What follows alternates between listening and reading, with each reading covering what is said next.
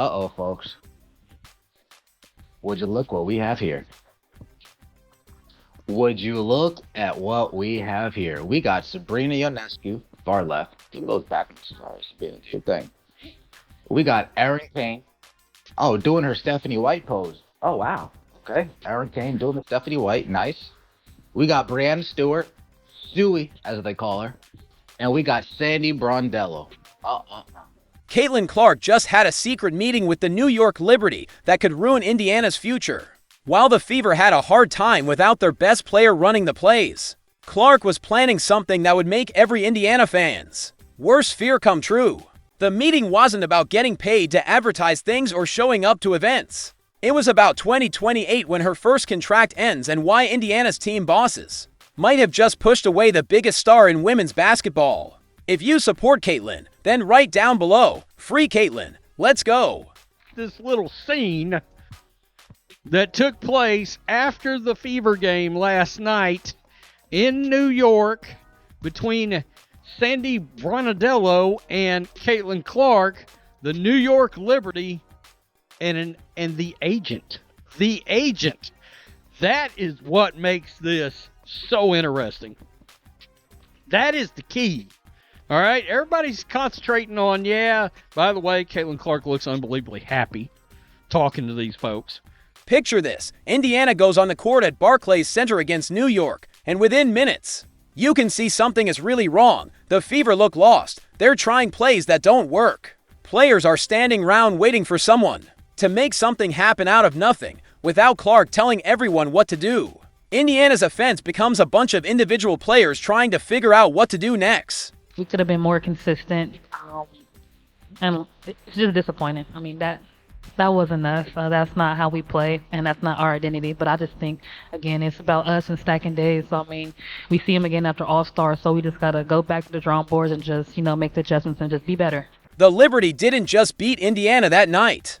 They found every single weak spot in ways that made you wonder how this team ever won games without their superstar. New York made 51.9% of their three-point shots, while Indiana only made 25%. That's not just a bad shooting night. That's what happens when you don't have anyone who can help teammates get good shots or break down a defense. The final score was 98-77. But those numbers don't tell you about the worry in Indiana's team meetings. They don't show you how quickly the Fever went from being good to completely beaten down. This was their worst loss of the season. And it happened because they dropped to 4-6 in games without Clark running the show. Mitchell, she'll pull up. Here's a three. She's got it. And that's a record. Kelsey Mitchell with 9 threes in a game. It's never been done before. Mitchell is so crafty. Don't dare Kelsey Mitchell. Smooth as butter. Silky. Here's Mitchell. Mitchell collects. Mitchell. And the foul. Mitchell flashes home a three. Doc, step back, launches a three. It's good. Kelsey Mitchell has now hit 607 threes and counting. The most ever for an Indiana Fever player. Kelsey Mitchell did everything she could to keep Indiana alive. She broke the team record for career three-pointers with her 607th, making shots and creating plays that reminded everyone why she deserves all-star recognition. Mitchell finished with 16 points, but you could see the frustration building as she tried to carry an offensive load that was never meant for one person. Hey Cal, just wanted to say congratulations. As always, I'm super proud of you. And yet another record broken. Of course, this is just the beginning. Keep it going. Records are meant to be broken, but if there's anybody that would break it, I'm glad that it's you. So congratulations. I love you. I'm super proud of you. Let's go Fever. Get that dub. Sophie Cunningham started in place of Lexi Hull and brought that same energy we love watching. She scored 12 points and fought through every play like her career depended on it. Cunningham never backed down from contact, never stopped moving, and never gave up on plays that other players would have quit on. So talented, had that Mamba mentality at Oregon and brought it here to the WNBA as Sophie Cunningham gets the birdie on Natasha Cloud and hits the three. But here's the problem that even their heroic efforts couldn't hide. Aliyah Boston, who usually dominates inside, only scored 7 points on 1 for 8 shooting. The Liberty crowded around her drives and dared her to pass out, knowing there wasn't anyone like Clark to punish them for that strategy. Boston's struggles showed how much this team depends on Clark's ability to make everyone around her better. Aari McDonald filled in at point guard, but the lineup change couldn't provide the spark Indiana needed. The Liberty understood exactly what they were facing. They knew Indiana had no real identity without Clark running everything from the backcourt. This wasn't just a loss. This was a complete breakdown that showed why Clark might be questioning whether Indiana can actually build a championship team. Around her, the Fever looked like a completely different team without their superstar, and not in any way that gives you confidence about their future. Yeah, I thought it started with us just being really soft. They didn't feel us. They're an outstanding offensive team. They're obviously an outstanding defensive team too. And we didn't disrupt at all. They didn't feel us. There was no resistance. We weren't in passing lanes. We let them pass the ball and move wherever they wanted to. So it's outside of just execution of schemes, it's having a little bit more fight and resistance on the defensive end. Here's where Indiana's problems go from bad to absolutely terrible. And it all centers on how they handled Clark's injury when your best player gets hurt. The front office response tells you everything about a team's priorities and skills. The Fever's approach to Clark's injury wasn't just poor. It was so wrong that it raised serious questions about their ability to protect their biggest asset. Fool me once, shame on you. Fool me twice, shame on me. And I hope Indiana Fever fans are taking note, writing things down, following a certain pattern, and this time aren't getting fooled. The Indiana Fever ruled Caitlin Clark out for tonight's game. No surprise to anybody. I saw it, you saw it, your neighbor saw it, Stevie Wonder saw that. The medical staff decisions, the communication breakdowns, the timeline confusion, every aspect of the injury management looked amateur hour. You had fans, analysts, and even other teams watching Indiana mess up the most basic aspects of injury management for the most important player in women's basketball. Another leg injury. She has a quad, we rush her back, she injures her quad. We rush her back, she injures her groin, we rush her back, we injure her quad. Nice, good job. No way Caitlin Clark was going to play tonight. But the Indiana Fever, they decided to lie again about Caitlin Clark's status. Again. To milk the fans dry for as much as they possibly can. Again. Stephanie White's public statements about Clark's condition made things worse instead of better. In a pre-game interview, White said the team was taking Clark's injury one day at a time. That's the same phrase she used when Clark was out for 2.5 weeks earlier in the season. This lack of clarity fueled speculation about the team's handling of the situation and created doubt about White's honesty regarding how bad Clark's condition was. The timing couldn't have been worse either. Clark's injury status became a major talking point right before the All-Star game, when the league needed maximum visibility from its biggest star. Instead of clear communication about recovery timelines, Indiana provided vague updates that left everyone guessing. This isn't how you handle a once-in-a-generation talent who brings millions of viewers to your games. The Indiana Fever, you're on notice. You're on notice. You better recognize what you've got going on, the asset in front of you, and you do whatever you have to do to correct what is happening. But the injury mismanagement was just the tip of the iceberg.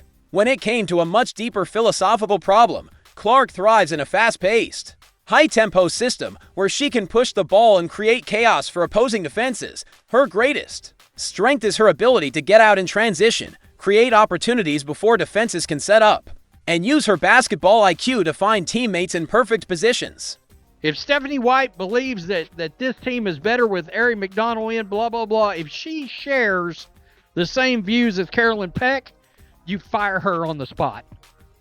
I don't care if she is an Indiana Fever alum. You fire her on the spot. And anybody else in the organization that shares that same belief set. I mean, these Stephanie White truthers, no surprise, she checks boxes. And they're the old WNBA fandom that thinks Stephanie White's getting a raw deal right now.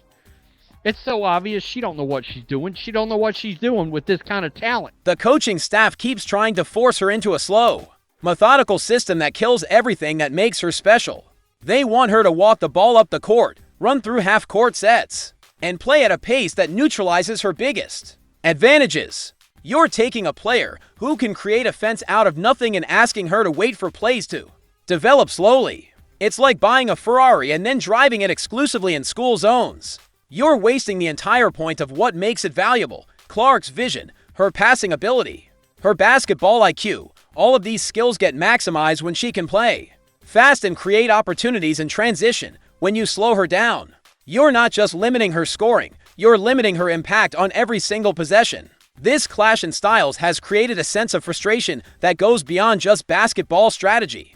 Clark can see what she's capable of when she's allowed to play her natural game. She can also see how much the team struggles when they force her into a system that doesn't fit her strengths. These decisions created a perfect storm of frustration that made Clark start looking at other options for her future. The front office didn't just fail to support their star. They actively made decisions that pushed her toward the exit door. Every mishandled injury update, every forced slowdown in pace, and every decision that seemed to work against Clark's strengths added up to one conclusion: maybe Indiana isn't the right place for her long-term success. We got Sabrina, we got the agent, we got Stewie, we got Caitlin Clark looking like I ain't seen her this happy all year. Right here. I ain't seen her. And look at Sandy. Sandy's grinning with her hand on Caitlin's shoulder. I mean, now we get to the part that has Indiana fans losing sleep and New York fans dreaming of more championship banners. A photo went viral showing something nobody expected: Caitlin Clark, her agent Aaron Kane, and key figures from the New York Liberty, including coach Sandy Brondello and stars Brina Stewart and Sabrina Ionescu, locked in what looked like a very serious conversation. Some tried to brush it off as all-star chatter, but let's be real, why is her agent there? That's not small talk, that's strategy. You don't bring your agent to a casual post-game chat. This was a calculated move, a meeting that likely centered around Clark's long-term future. It happened right after yet another frustrating moment with the Indiana Fever, a team that still doesn't seem to understand the generational talent they have. Meanwhile, New York is everything Indiana isn't: competent, structured, and built to win. The Liberty have a championship roster with players like Stewart, Ionescu, and former MVP Jonquel Jones, plus a coach in Brondello who's already shown public admiration for Clark. Their system fits her perfectly: fast-paced, high IQ, basketball with spacing, freedom, and support. Indiana, on the other hand, keeps making moves that suggest they either don't understand Clark's value or can't build around her. Her injuries, poor roster fits, and vague comments from the coaching staff have only added to the growing frustration.